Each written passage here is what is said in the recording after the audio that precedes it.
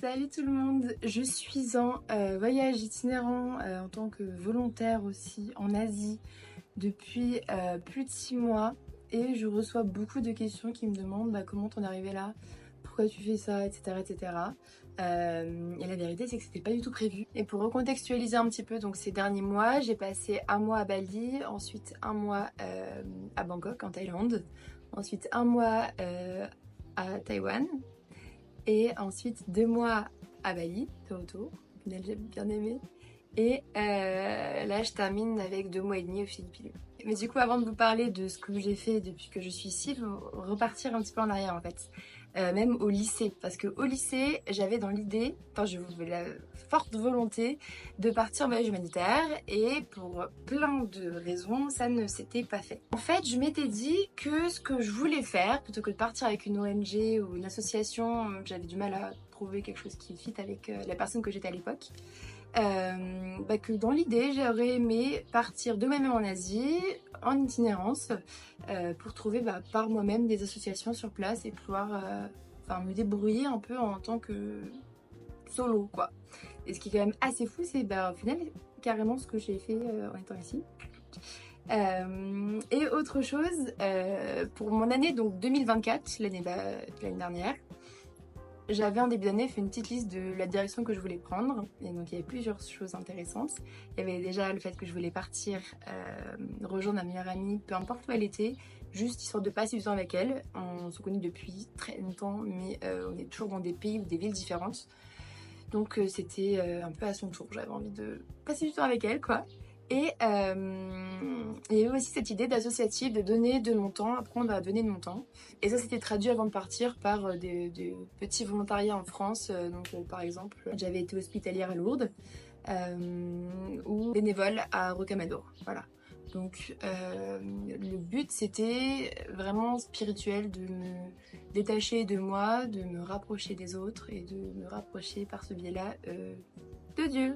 Et ce qu'il faut savoir aussi, c'est que faudrait demander à mes proches en fait, mais je pense que ça fait bien 3 ans que je dis que je vais partir en Asie et que je ne pars pas en Asie.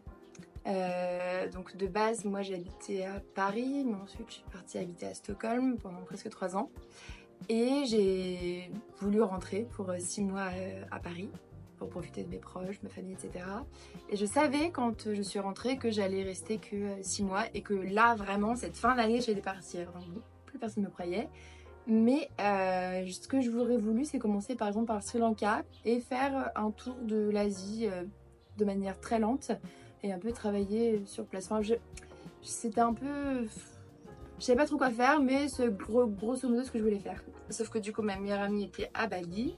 Et donc je me suis dit, écoute, autant commencer par aller à Bali. Et donc c'est comme ça que j'ai atterri à Bali en septembre ou en octobre 2024. Voilà. À Bali, ça a un peu été la désillusion parce que j'avais donc quitté encore mon travail. J'avais pas la possibilité de travailler là-bas. Ça me faisait aussi me rendre compte que en fait, j'avais potentiellement envie de plus faire ce travail-là. Et c'était un monde qui est vraiment très différent du mien et de qui je suis. Donc j'étais vraiment en grande vulnérabilité en arrivant là-bas. Pas trop savoir quoi faire, pas trop savoir où j'allais, pas trop me sentir à ma place.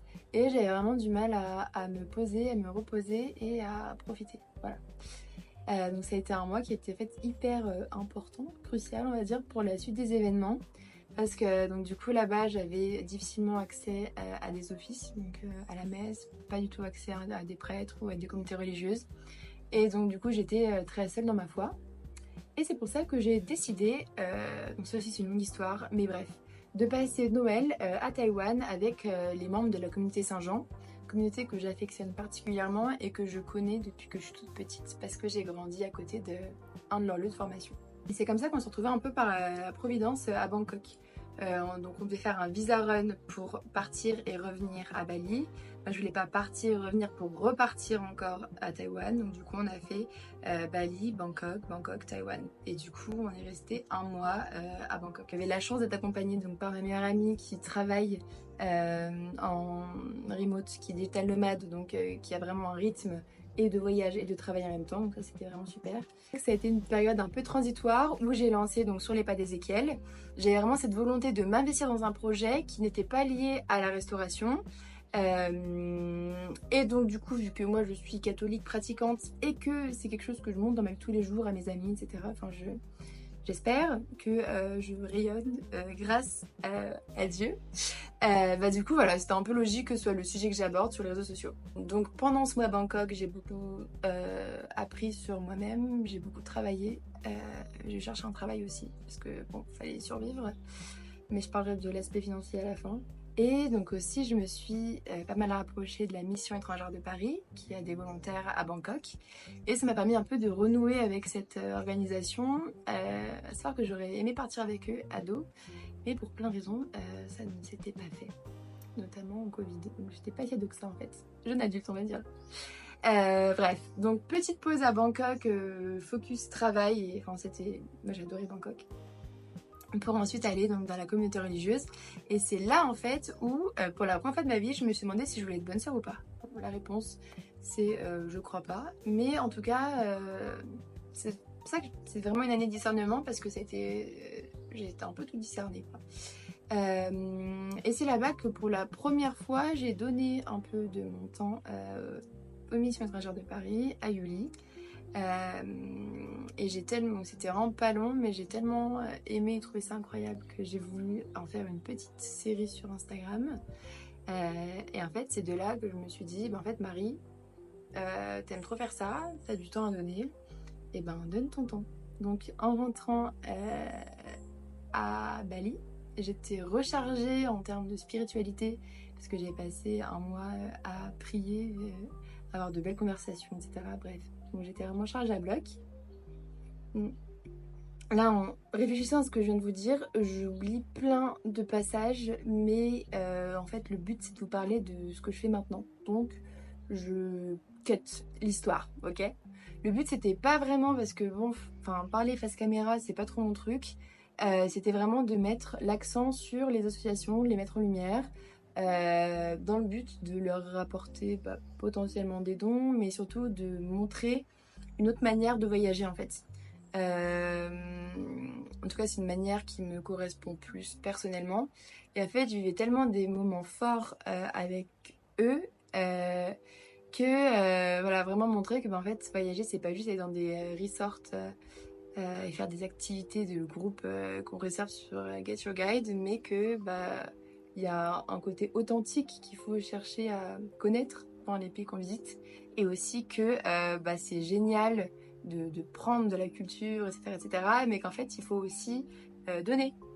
Et donc voilà, je voulais vraiment avoir le message de il faut donner de son temps, même si c'est pas beaucoup, aux associations locales, aux populations qui en ont besoin quand on va quelque part. Et puis bon, vu que moi j'aimais faire des vidéos, etc., voilà. J'avais pas vraiment dans l'idée, enfin je savais que ça allait pas me rapporter de l'argent ce que je faisais, mais ça me chauffait, donc c'est comme ça que je me suis lancée. La première association, ça a été une fille rencontrée en boîte qui allait aider là-bas, qui me l'a fait connaître. Et en fait, donc de fil en aiguille, ce que j'ai fait, c'est que je suis tombée dans les pour toi sur une vidéo de Rise for Bali, j'ai envoyé un message. Franchement, c'est ce que je vous conseille de faire si vous voulez aider une association qui vous intéresse. J'ai envoyé un message et demandé si elle avait besoin de main. Elle m'a dit que oui, elle m'a donné une adresse et une heure. Et en fait, du coup, c'est comme ça que je me suis retrouvée à faire 2h30 de scooter dans les montagnes balinaises pour aller la rejoindre dans le nord de Bali. Et en fait, j'ai eu un énorme coup de cœur parce que c'était tellement différent du Bali que je connaissais. J'étais la seule étrangère dans des villages qui n'avaient pas bougé, quoi, avec des paysages de fou. À faire des expériences de dingue quoi. Et puis bon, de fil en aiguille, quand on est d'une association, il y a forcément des gens d'une autre asso qui vont aussi aider un petit peu, donc c'est comme ça qu'on se fait des contacts, et que en fait il suffit d'être un peu ouvert aux autres, et les gens sont toujours hyper contents quand on propose son aide. Voilà. Et ensuite là, donc j'avais ces trucs où je venais de passer donc 2 mois à Bali à donner beaucoup et du coup je voulais refaire une espèce de retraite. Je voulais retourner dans la communauté Saint-Jean parce que j'avais vraiment beaucoup aimé Taïwan. Je me disais bon c'est bon, pourquoi pas. Donc je renvoie un mail aux prières d'ici, en me proposant donc en tant que entre guillemets vidéaste pour pouvoir créer du contenu ici et volontaire, parce que donc moi ce que je proposais aux associations, c'est je viens, je vous aide et je reporte ce que j'ai vécu avec vous. Je pensais rester ici 1 mois et en fait dès le début j'ai compris que j'allais rester plus longtemps et je me repose pas du tout parce qu'en fait ici il y a vraiment beaucoup à faire. Vraiment beaucoup à faire. Donc j'aide les sœurs de la communauté chez qui je suis logée. Mais du coup avec elles je donne des cours de français à des sœurs qui vont bientôt être envoyées en France. Je donne des cours d'anglais parce qu'ils ont des tutoriaux pour les jeunes des bidonvilles autour de nous, donc de la colline. J'aide aussi donc les frères qui eux aussi ont des tutoriaux. Donc moi je donne principalement des cours d'anglais, de mathématiques. Et aussi on organise des trucs un peu plus spirituels avec des activités, des adorations, etc. Ce qu'il faut savoir c'est que les Philippines c'est un pays qui est catholique. Donc les enfants sont habitués à prier avec les petits. C'est vraiment fou d'être dans un pays catholique. C'est vraiment génial. Mais voilà. Et donc du coup à côté j'ai d'autres associations. Des associations amies qui ont besoin d'aide ponctuelle. Par exemple une association qui va dans les prisons, une fois par mois dans la prison des mineurs et qui leur propose une messe, une adoration, un goûter et un petit talk. Donc ça je le fais avec eux par exemple. Il y a aussi les sœurs de Mère Teresa, donc les missionnaires de charité, où là elles ont 2 centres. Elles ont un centre qui récupère c'est assez horrible, les personnes âgées qui sont abandonnées, qui meurent dans les rues et qui s'occupent d'elles. Voilà. Et il y a un autre centre où en gros là, ils récupèrent les enfants qui souffrent de malnutrition. Quand je dis qu'ils souffrent de malnutrition, c'est qu'ils ne sont pas nourris. Okay. Et pareil, ils les récupèrent pour les remettre sur pied. Le but c'est après de les redonner à la famille. Les familles sont d'accord. Elles peuvent pas. En fait, il y a tellement de pauvreté qu'elles ne peuvent pas les nourrir. Et surtout, ils ont beaucoup d'enfants ici. Et il y a aussi des enfants handicapés dont les parents ne veulent pas s'occuper. Donc pour les personnes âgées, là c'est vraiment de l'aide. Autant je discute avec les personnes âgées parce qu'ici tout le monde parle anglais. Enfin en Asie globalement tout le monde parle anglais de toute façon. Mais c'est aussi aider les travailleurs qui s'occupent d'eux. Et pour les enfants c'est vraiment juste des câlins, des bisous. Jouer avec eux et leur apporter de l'affection parce que les pauvres bichons, c'est des âges où de base ils sont collés à leur mère quoi. Donc voilà. Plein de petites choses que je fais ici. Donc, est-ce que ce que je fais c'est un travail? Ça prend autant voire plus de temps qu'un travail. Est-ce que je suis rémunérée? Bah non, parce que je fais du volontariat. On n'est pas payé à aider des gens qui n'ont pas d'argent parce que si on récupère de l'argent c'est pour leur redonner. Donc je ne perçois aucun salaire. Au contraire c'est moi qui paye pour mon logement, qui paye pour ma nourriture. Mais ce qu'il faut savoir c'est qu'on a quand même des avantages. Par exemple quand je suis avec Rise for Bali, elle me paye la nourriture, je mange avec eux donc il y a beaucoup de frais en moins. Ils sont des pays qui coûtent pas cher donc vraiment ça revient pas cher. Là par exemple chez les sœurs pour le logement et la nourriture je paye 150 € par mois donc c'est vraiment rien, ok. Mais bon c'est quand même un budget mais c'est pas un gros budget quoi. Si vous voulez, je peux regarder combien j'ai dépensé depuis que je suis ici. À savoir que j'ai quand même pas mal dépensé. Enfin, je vais bien à Bali, à Bangkok aussi, que j'ai eu tous les billets d'avion. Et les vidéos sur Instagram, je gagne pas d'argent, c'est vraiment de l'entraînement. Voilà, pas pur plaisir. J'ai presque plus de place sur mon téléphone, donc je vais essayer de faire vite pour vous parler du dernier sujet qui est hyper important. Je vois beaucoup ce truc passer, des gens qui disent non mais attends, partir en Asie pour se refaire une spiritualité, refaire un mindset, etc. Non, c'est pris de haut, on va dire, alors que dans le fond, en fait, c'est vrai les gars. C'est-à-dire que si tu restes chez toi, tu vas avec ton entourage, ta famille, ton travail, ta sécurité, tu vas jamais être mis en situation de grande vulnérabilité, en situation où en fait t'es pas chez toi. Et donc ça peut être en Asie, mais ça peut être n'importe où. L'Asie c'est pratique parce que c'est pas cher en fait. Et c'est sécurité et c'est magnifique. Mais en fait ça te met dans des situations où tu fais face un peu à tes démons. Puis en fait t'es loin de chez toi. Ça aussi je pense que c'est important de partir longtemps. Parce qu'au début t'es dans l'euphorie, tes proches te manquent pas, t'es voilà. En fait plus le temps passe, plus il y a des choses qui remontent. Voilà. Il y en a pour qui c'est pas bon et que ça se passe très mal. Et d'un autre côté, oui, effectivement, si t'as pas cette volonté de changer, d'évoluer ou de faire un travail sur toi, peu importe où tu seras, tu le feras pas, quoi. Mais le fait d'être aussi entouré de personnes qui le font, qui ont cette volonté ou qui sont en cheminement, et ben ça aide à le faire. Et c'est pour ça que je trouve que c'est hyper intéressant et important de le faire. Et je suis extrêmement reconnaissante d'avoir... Et c'est pas d'avoir eu la chance en fait de partir parce que c'est moi qui ai décidé de partir et ça demande du courage, c'est vraiment, il n'y a pas de chance là-dedans. D'être partie donc aussi longtemps, c'est pas non plus hyper longtemps, il y en a qui partent pendant 1 an dans une mission, voilà. Mais bon, c'est déjà pas mal de partir 8 mois parce que ça m'a vraiment fait avancer sur plein de choses. Il y a beaucoup de moments où je me suis sentie complètement paumée, où en fait j'ai dû tout déconstruire pour tout reconstruire. C'est vraiment des moments de discernement où tu te poses des questions sur qui tu es, qui tu veux être, ce que tu veux incarner, ce que tu veux faire. C'est là où tu te rends compte qu'en fait tu veux plus du tout faire ce que tu faisais avant. Et c'est là en fait où tu peux avancer. Mais c'est pas pour autant que tu rejettes qui t'es ou que tu rejettes la vie que tu as eue en France.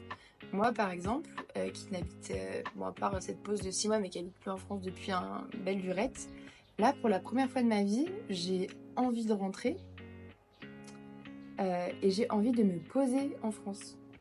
J'ai envie d'être française. Enfin, c'est quand même un truc de fou. Et c'est d'avoir été aussi loin qui m'a fait me rendre compte qu'en fait j'aime mon pays et je suis fière d'être française et que je veux être en France quoi. Et être posée alors que moi je me suis jamais posée, j'ai toujours été dans l'itinérance depuis le collège quoi. J'ai plus d'espace sur mon téléphone, plus vraiment le temps parce qu'il faut que j'aille manger et je sais que je me suis pas hyper bien exprimée là sur le passage précédent sur le fait que sur le thème du discernement, de pourquoi c'est important de prendre une année sabbatique de discernement. Et aussi, moi j'ai quand même 25 ans, je suis pas en études, donc ça fait 7 ans que je travaille. Donc je pense que c'est bien en fait de prendre ce temps-là, mais à n'importe quel moment dans sa vie. La vie ne s'arrête pas. Il y a vraiment cette idée où c'est en aimant qu'on est aimé, et en fait c'est en donnant qu'on reçoit. Et en fait, le fait de s'oublier aussi loin en ayant une mission et un objectif, c'est vachement constructeur. Le fait de partir aussi longtemps en volontariat ou en voyage, mais je pense que le volontariat c'est quand même mieux que le voyage pour plein de raisons. Enfin, tu peux faire les deux en même temps en fait. Ça t'impose le fait de prendre le temps, de réfléchir. Et en fait, dans la vie de tous les jours, on ne prend pas le temps. On est la tête dans le guidon, on fonce. Et un peu sûr que notre société on ne réfléchit pas quoi. On ne réfléchit pas, on prend pas soin de soi et on ne se pose pas tant de questions.